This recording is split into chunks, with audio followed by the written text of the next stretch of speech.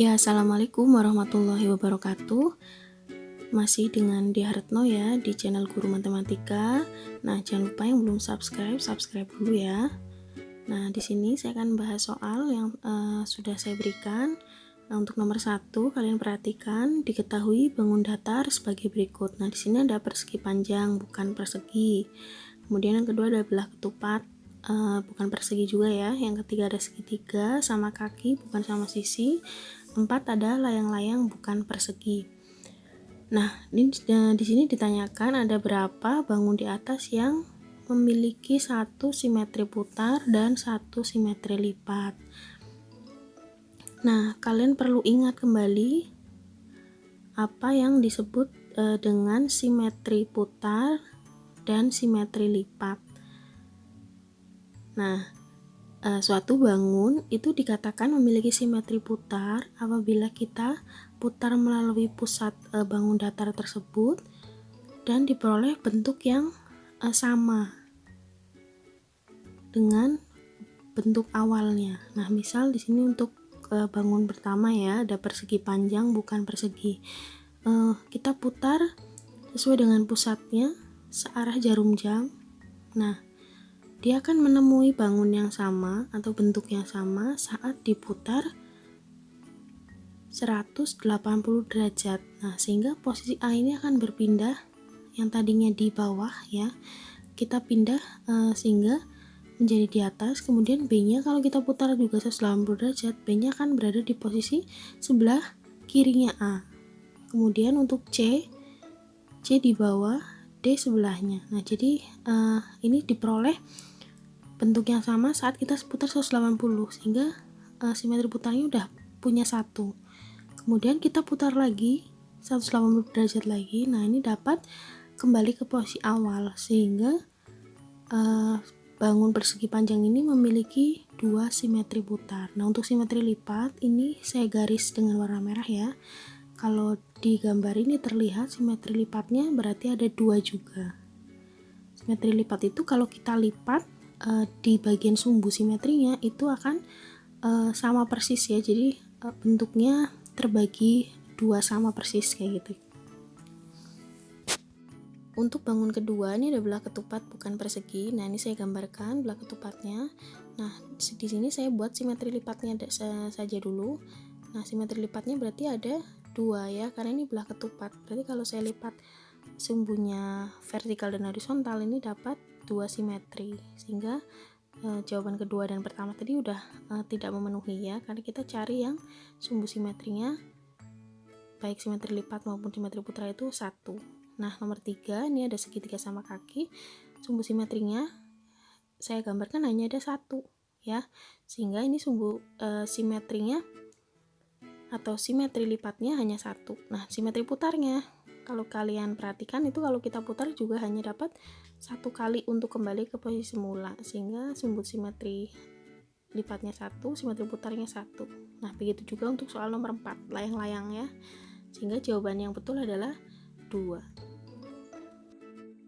Untuk soal nomor 2, di sini diberikan bangun datar dari 1 sampai 4. Nah, kalian disuruh mencari bangun datar yang tidak mempunyai simetri lipat. Jadi tidak punya sama sekali. Seperti itu ya. Nah, kita gambarkan dari yang segitiga sama sisi.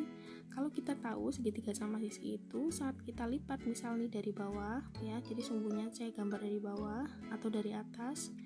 Kemudian dari pojok yang satunya, dari titik sudut yang ketiga. Nah, ini simetri lipatnya tiga-tiganya betul. Nah, jadi ini jelas bukan jawabannya. Kemudian untuk lingkaran, nah kalau kita tahu lingkaran saat kita lipat berdasarkan diameter baik yang vertikal, horizontal maupun yang miring mungkin ya. Nah, itu jelas bisa kita lipat, sehingga ini juga bukan jawaban. Kemudian layang-layang, kalau kita tahu layang-layang itu kalau saya lipat di tengah ini masih simetris ya, sehingga punya 1 ya simetri lipatnya. Tapi kalau jajar genjang, nah kita perhatikan kalau kita buat diagonalnya di tengah ya, diagonal yang miring itu bukan sumbu simetri karena nanti bentuknya nggak simetris ya, sehingga jajar genjang ini tidak punya simetri lipat. Dan jelas kalau tidak punya simetri lipat berarti tidak punya sumbu simetri juga, sehingga jawaban yang benar adalah 4 saja. Nah, seperti ini untuk soal nomor 2. Ya, kita lanjut untuk soal nomor 3. Di sini ada soal matriks. Nah, kalian punya matriks A ukuran 2 kali 2 dan dikatakan matriks A ini matriks singular ya. Dan yang ditanya adalah hasil kali semua nilai X. Nah, di sini kalian cari tahu dulu definisi dari matriks singular. Matriks singular itu adalah matriks yang determinannya bernilai 0 ya, atau determinan sama dengan 0. Nah, dari sini yang ditanyakan di soal adalah hasil kali semua nilai X. Nah, kalian tuliskan dulu untuk matriks A-nya, yaitu X 5, 1, dan X plus 4. Nah, untuk mencari semua nilai X yang memenuhi, berarti kalian perlu menentukan determinannya dulu berdasarkan definisi matriks singular tadi ya. Nah, untuk determinan kita kalikan elemennya silang seperti ini ya. Jadi X dikalikan X ditambah 4, kemudian dikurangi 1 dikalikan 5. Nah, dari sini kita hitung ya. Kemudian untuk determinannya kita tahu hasilnya 0 dan hasil perkaliannya ini X kuadrat ditambah 4X dikurangi, nah ini 1 kali 5 berarti negatif 5. Dari sini kita peroleh bentuk persamaan kuadrat karena ada X kuadrat terus belakangnya 0. Nah, seperti ini ya. Dari sini kita perlu mencari tahu bagaimana menyelesaikan bentuk persamaan kuadrat. Nah, persamaan kuadrat itu salah satu penyelesaiannya yaitu bisa dengan memfaktorkan. Namun kita cek terlebih dahulu apakah bisa difaktorkan dengan mencari dua bilangan yang kalau dikali hasilnya negatif 5, kalau ditambah hasilnya 4. Nah, kalau kalian cari ya, itu bilangannya tidak ada yang memenuhi, sehingga dari sini bentuk ini tidak bisa difaktorkan. Nah, langkah berikutnya kalian cek yang ditanyakan hasil kali. Hasil kali itu artinya kalau saya punya akarnya misalnya X1 dan X2, kita kalikan. Nah, ini rumusnya menjadi C per A, di mana A-nya itu dari sini 1, B-nya itu 4, C-nya negatif 5, sehingga kita masukkan C-nya negatif 5, A-nya 1 ya, sehingga hasil akhirnya diperoleh negatif 5. Nah, ini jawaban untuk soal nomor 3, yaitu negatif 5. Ya, kita lanjutkan untuk soal nomor 4. Nah, di soal nomor 4 kita masih sama ya, memiliki matriks. Di sini matriks M.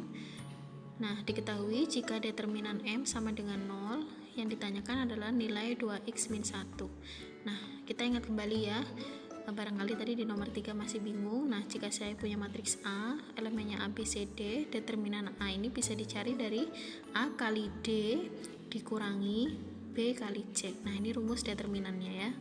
Nah, kemudian untuk mencari determinan M, nah kita punya matriks M-nya itu 2x min 6, 3 dan 3 elemennya ya. Nah, kita cari untuk determinan M-nya, sehingga kita tuliskan det M sama dengan, nah ini kalikan ya, berarti 2x kali 3 dikurangi negatif 6 kali 3. Nah, dari sini kita punya 6x di min sama min ya, jadinya plus ya, ditambah 18. Nah, determinan M ini kan bernilai 0. Nah, sehingga saya punya persamaan 6x ditambah 18 sama dengan 0. Nah, persamaan ini persamaan linear satu variabel biasa ya, sehingga 18-nya pindah ruas, x-nya ketemu negatif 3. Nah, dari sini kita cek dulu, soalnya itu bukan x-nya, tapi 2x dikurangi 1, sehingga kita masukkan kalau x-nya negatif 3, berarti 2 kali negatif 3 kurangi 1, hasilnya adalah negatif 6 min 1, ketemunya negatif 7. Nah, itu hasil untuk soal nomor 4. Berikutnya lanjut ke soal nomor 5.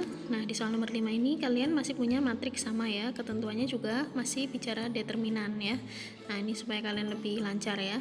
Nah, determinan A di sini 0. Nah, kalian punya matriks A-nya itu elemennya 5, kemudian sampingnya ada 3, bawahnya x plus 1 dan 6. Nah, kita cari determinannya seperti tadi ya, berarti kita kalikan 5 dan 6, langsung ya saya tulis 30, 3 kali x ditambah 1. Nah, ini saya tuliskan dulu, kemudian kita hitung, kita kalikan 3x negatif 3 kali 1, berarti negatif 3 ya. Nah, dari sini kita punya 30 dengan 3 kita kurangi jadi 27 min 3x. Nah, determinan A-nya karena sudah diketahui 0 ya, sehingga saya tulis 27 dikurangi 3x sehingga bernilai 0. Nah, dari sini negatif 3x itu sama dengan negatif 27, sehingga x-nya adalah 9 ya. Dari negatif 27 dibagi negatif 3 sehingga x-nya adalah 9.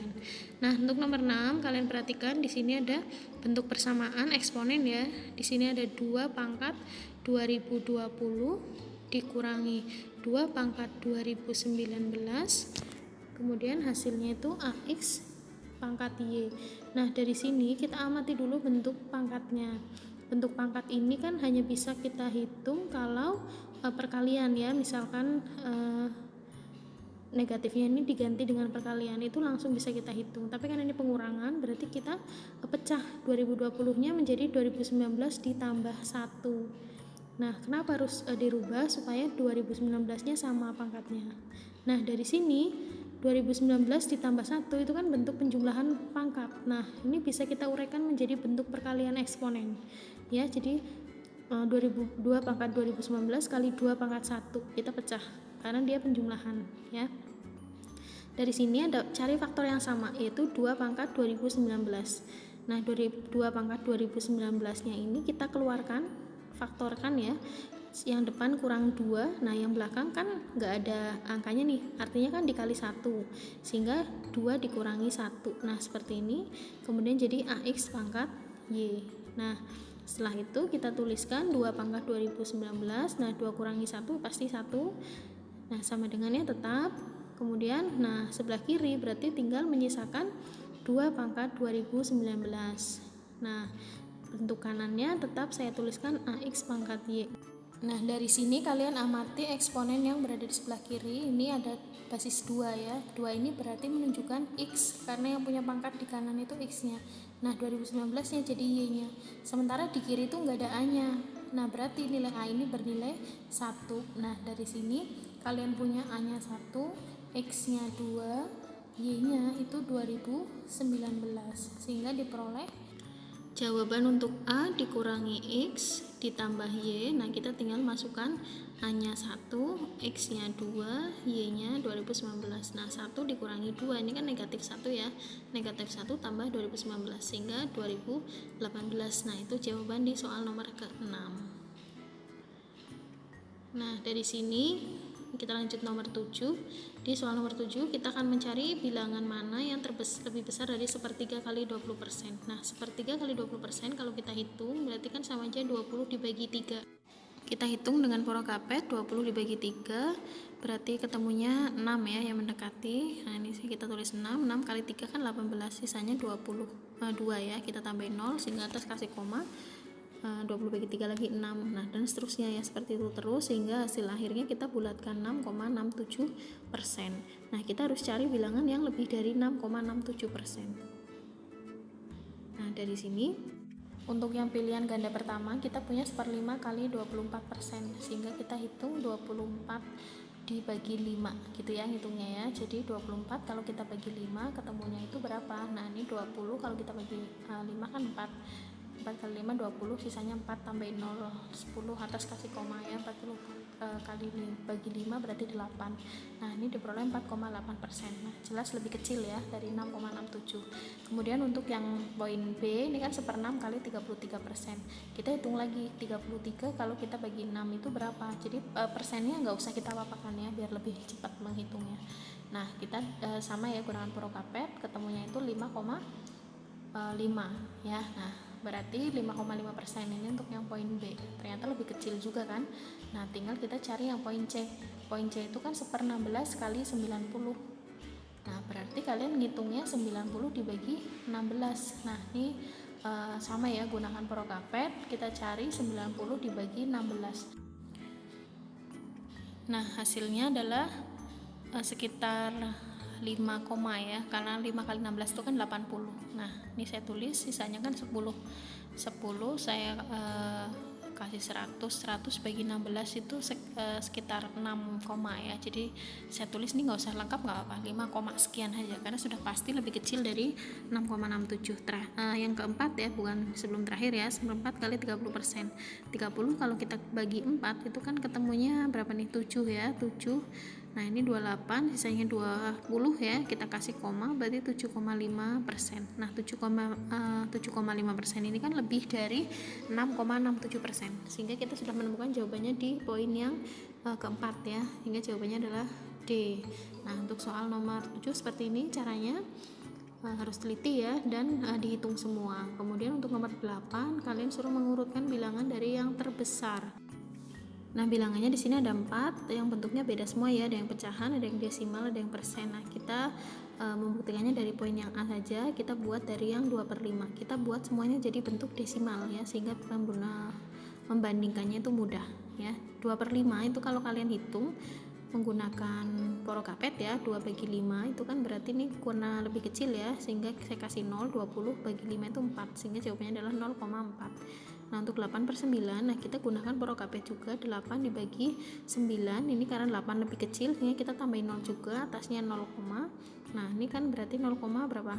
9 kali 8 ya, 8 kali 9 kan 72, sehingga ketemunya 80 lagi. Nah ini kan 0,88 dan seterusnya. Nah ini saya tulis 0,89 ya, pembulatan. Kemudian yang ketiga tuh 0,5, bentuknya sudah desimal sehingga ini tidak perlu kita apa-apakan lagi, tinggal kita buat yang 78%. 78% itu kan berarti dibuat per 100. Per 100 itu berarti komanya maju 2 ya, sehingga jadi 0,78. Dari sini bisa kita urutkan dari yang terbesar. Terbesarnya berarti 0,89 nomor 1, kemudian 0,78, kemudian 0,5, dan terakhir 0,4. Nah dari urutan ini tinggal kalian cari di jawaban 0,89 itu atau 8/9 yang di urutan pertama. Berarti kan yang 8/9 urutan pertama hanya jawaban ke yang B. Jadi jawabannya itu B ya, khusus nomor 8. Ya lanjut ya, untuk nomor 9 di sini ada bentuk pecahan ya, tapi di atasnya ini ada eksponen juga ya, ada perkalian juga. Saya tuliskan berarti 45 ditambah dengan 3 pangkat 2020. Nah ini ada kurungnya, itu isinya 4 kuadrat dikurangi 1. Terus ada pembaginya nih, dibagi dengan bilangan 3 ditambah 3 pangkat 2020. Nah dari sini cara pengerjaannya kalian amati terlebih dahulu, yang atas yang ada kurungnya kita bisa hitung dulu ya, karena ini bentuknya kurungnya masih kecil ya, sehingga bisa saya hitung 16 dikurangi 1. Nah bawahnya berarti tetap tidak usah kita apa-apakan ya, tulis ulang aja. Kemudian yang atas yang di dalam kurung ini kamu hitung ya, 16 kurangi 1 kan berarti 15 dapatnya, berarti 45 tambah 3 pangkat 2020 dikali 15 dibagi 3 ditambah 3 pangkat 2020. Nah dari sini sudah tidak bisa diproses kalau penjumlahan ya, tapi kita bisa faktorkan antara 45 dan 15. Nah ini kan faktor yang sama adalah 15-nya, sehingga saya keluarkan angka 15-nya, 45-nya berarti kan kurang 3 dikali 15. 15-nya sudah ditulis di depan ya, ini 3. Nah 3 pangkat 2020 kan juga dikali 15, sehingga di sini 15-nya sudah keluar, belakangnya tinggal kita tulis 3 pangkat 2020-nya. Berarti 3 plus 3 pangkat 2020 yang bawah dan yang atas kan sudah sama persis. Ini bisa kita coret langsung ya, karena perkalian, dan hasil akhirnya adalah 15 ya, C jawabannya. Nah ini untuk nomor 9. Terakhir ya, satu lagi kita akan bahas nomor 10. Di soal nomor 10 kalian punya soal masih bentuk aljabar ya, jadi ini X tidak sama dengan 2, X juga tidak sama dengan negatif 3. Kalian suruh nyari hasil kali dari pecahan bentuk aljabar ya. Di sini ada 9 min X kuadrat per 2 min 2X. Nah kita tuliskan coba, kalau 9 min X kuadrat dibagi 2 min 2X dikalikan, nah kan karena yang ditanya hasil kali ya, kita kali dengan 2X min 2 dibagi X plus 3. Nah dari sini kamu amati dulu yang bentuk kuadrat yang pertama. Kalian ingat kembali bentuk pemfaktoran kuadrat ya.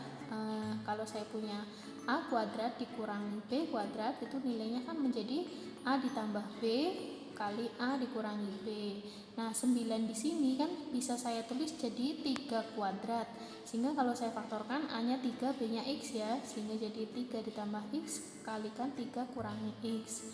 Penyebutnya ini sama, biarkan saja dulu, 2 min 2X Nah ini 2x nya tapi negatifnya saya keluarkan ya, sehingga kalau saya tulis jadi negatif 2x min 2 dikurungi. Nanti ini kalau kamu kalikan hasilnya seperti yang soal ya, yang sebelah kanan itu tetap 2x min 3 dibagi x plus 3. Nah ini ada yang bisa dicoret nggak? X plus 3 nya ini kan sama, meskipun yang atas kebalik ya, tapi hasilnya positif semua. 2x min 2 dengan bawah juga sama aja, menyisakan 3 min x dibagi negatif. Nah negatif di sini kan artinya negatif 1, sehingga x nya jadi positif, 3 nya jadi negatif. Nah jawabannya berarti x min 3. Nah demikian untuk pembahasan kali ini ya, silahkan dipelajari kembali, jangan lupa subscribe yang belum ya. Assalamualaikum warahmatullahi wabarakatuh.